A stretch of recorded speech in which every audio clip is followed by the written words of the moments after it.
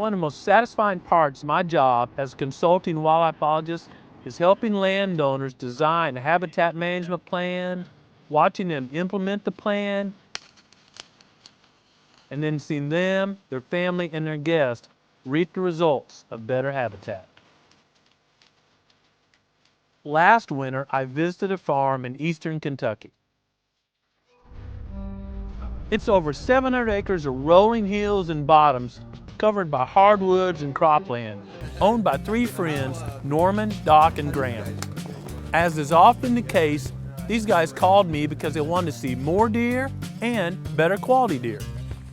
I spent the day with Norman, Doc, and Graham exploring their property, then returned to my office and created a very detailed written management plan and a large map to give them direction on how to meet their goals. You called and you said, well, we're a little worried maybe deer herd quality's going down and a couple other factors. Well, I can see that because as these invasives take over and take more habitat, your habitat quality is going down, and it always goes back to habitat. If we don't have good quality habitat, we don't have good critters. Growing Deer TV is brought to you by Bass Pro Shops, also by Reconics, Trophy Rock, Muddy Outdoors, Non-Typical Wildlife Solution, Eagle Seed, Nikon, Winchester, Scent Master, Dead Downwind, Antler Dirt, Lacrosse Footwear, Whitetail Properties, Blood Sport Arrows, Outdoor Edge Knife, Flatwood Natives, Caldwell, Prime Bows by G5, and Redneck Hunting Blind.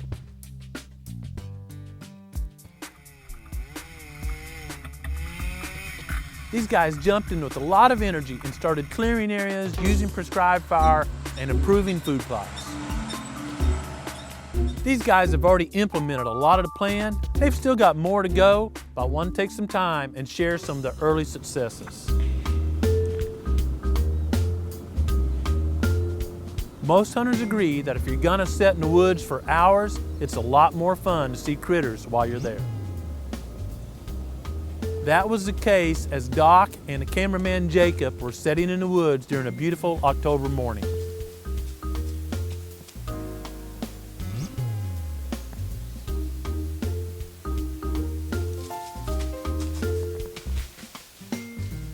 They hadn't been there long when they had a big doe working their way.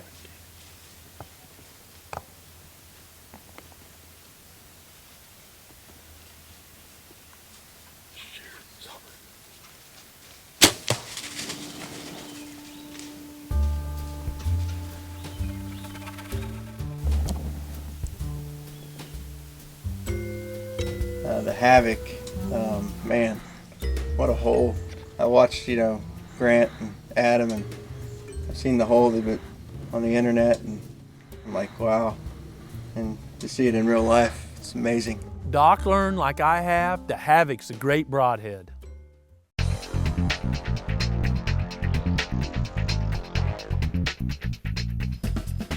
It's now the opening day of gun season in Kentucky, and young Pruitt Lansdale is hunting over a food plot the guys created this spring. Pruitt's dad, Norman, is running the camera when suddenly they see antlers on the edge of the field.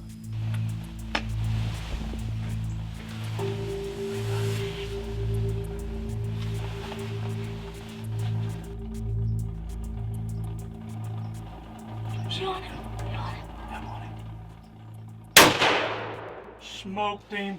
Boom! Smoked him!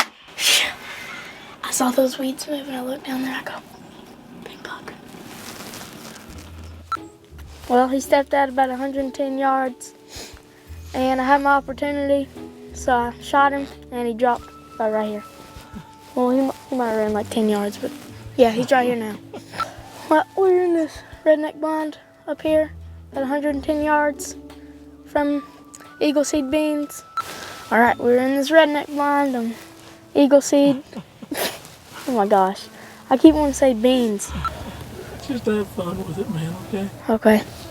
Eagle Seed field. You said it was broadside. It is a broadside. It's part of the product.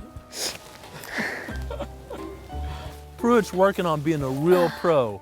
Even better, he's got a great mentor and plenty of time to touch up his game. That's right. That's how I saw him. And his body popped up right here. Congratulations, Pruitt, on a fine buck.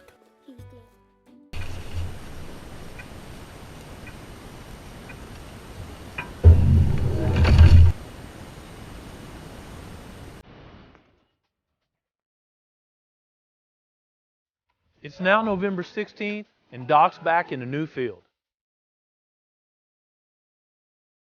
When I was there last, this area was overgrown with bush honeysuckle and multiflora rose. Due to the lay of the land and the strategic location, I had suggested this would make a great 1 to 2 acre food plot. The Kentucky guys immediately set to work clearing, burning, and planting. Today, it's a great plot of Eagle Seed's broadside blend, and the deer use it frequently. Doc's already got action in this broadside plot, and this doe is curious about something outside the plot.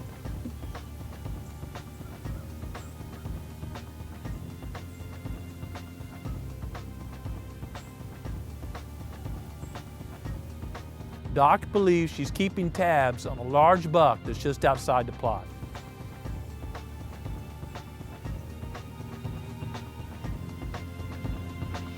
Suddenly, Doc sees a buck enter the field. He's never seen this buck before. Doc's got to run the camera and decide if he's going to tag this buck. Doc decides he's going to take the shot.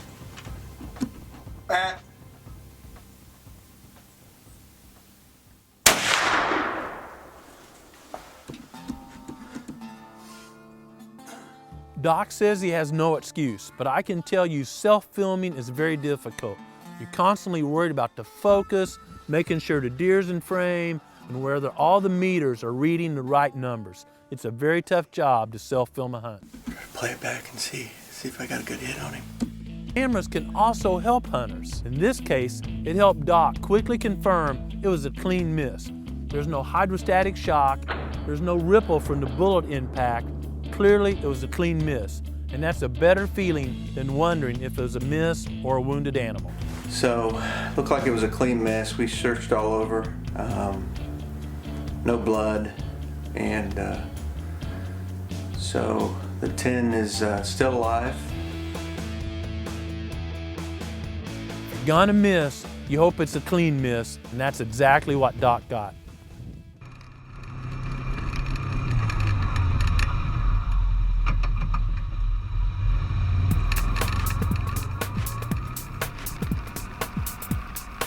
With busy schedules keeping them from hunting, Graham and Doc are excited to get to hunt again.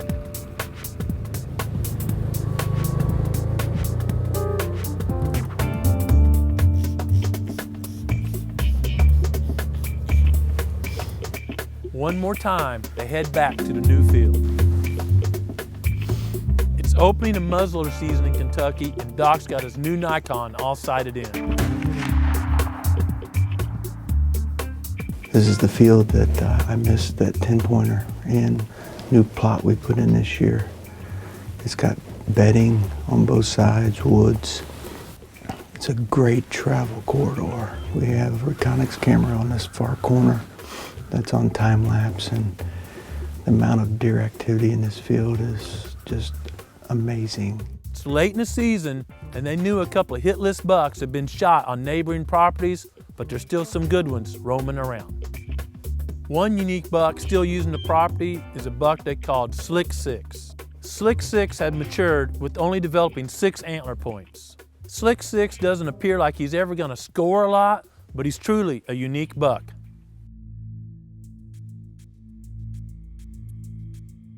Time had passed during a slow afternoon hunt. It was near closing time when they finally spotted a deer.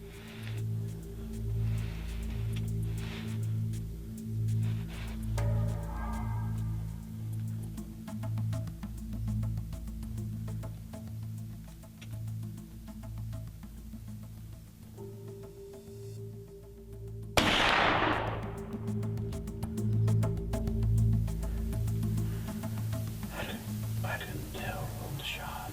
I couldn't either. All that smoke. I felt like I had a good rest. Yeah.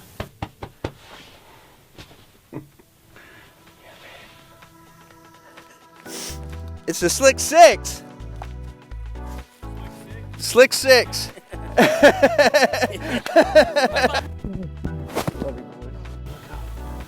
Big body deer. Oh man, we're due. Thank you, Lord. Oh, we so do. He's a mature buck, and I love him. He's just got an awesome frame, and it was just yeah, 2 weeks ago, one of our 10-pointers I missed.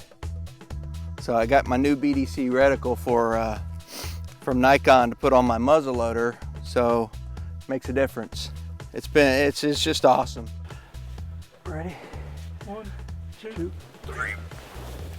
I just thank the Lord tonight for all He done for me. It's been a great birthday weekend. Got to hunt all weekend. My wife gave me the weekend, and I appreciate that, Mel.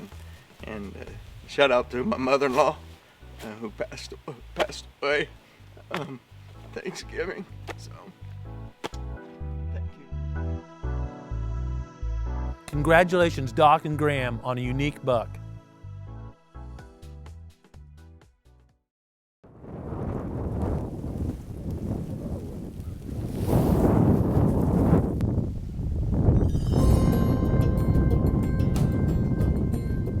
It was wicked cold last night, about 10 degrees, and deer are burning a lot of calories just trying to stay warm, let alone maintain their body weight or increase it for the future season. During these conditions, deer prefer and do best on high energy foods like soybeans or corn. Greens don't have as much energy as these grains do, especially during this time of year.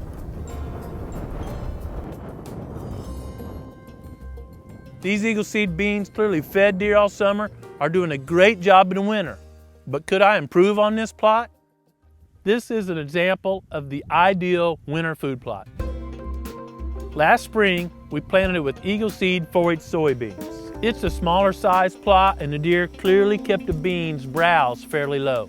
Even with the intense browse pressure, the Eagle Seed beans produce 4-H to keep the deer fed all summer long, and enough pods that there's plenty of pods here in middle January.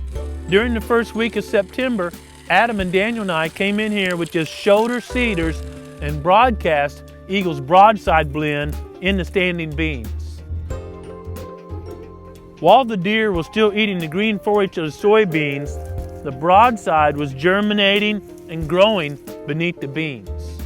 When the beans stopped growing, we had lush wheat and brassicas and radishes underneath the beans, and deer were feeding on them aggressively. During cold days, deer prefer the bean pods. During warmer days, deer will eat the greens below the beans. We have both ideal foods in one plot. This is a perfect example of never cleaning the table. If you've got guests over and you want them to stay feeding at your house, but you clean the table and take all the groceries away, they're going to go somewhere else. Same with your deer herd. In addition to attracting and feeding deer, this green cover keeps the winter weeds from coming up in the beans, so we won't have any weed problem in this plot next spring. Even though the beans are obviously dead and not growing, they're not taking any nutrients out of soil. The brassicas and the 4-H wheat are actively growing. Those roots are getting deeper, they're obtaining nutrients and bringing them to the soil top. We call that mining or recycling nutrients. Deer will either eat those nutrients, which is great, or these crops will die on the top of the soil and have those nutrients right here for the next crop to take advantage of. It's taken me years to perfect this system, but we've now got a system where deer have something to eat year-round in the same plot with minimal cost, and also reducing our need for herbicide and fertilizer. By designing an overall habitat and deer management plan, planting the right crops in the right fields with the right techniques, there's no doubt about it that you can have great hunting no matter where you are throughout the Whitetails range. I hope you have a chance to get outside and enjoy some late season hunting, or just go outside and enjoy creation. But most importantly, take time every day and listen to what the Creator is saying to you. Thanks for watching GrowingDeer.tv.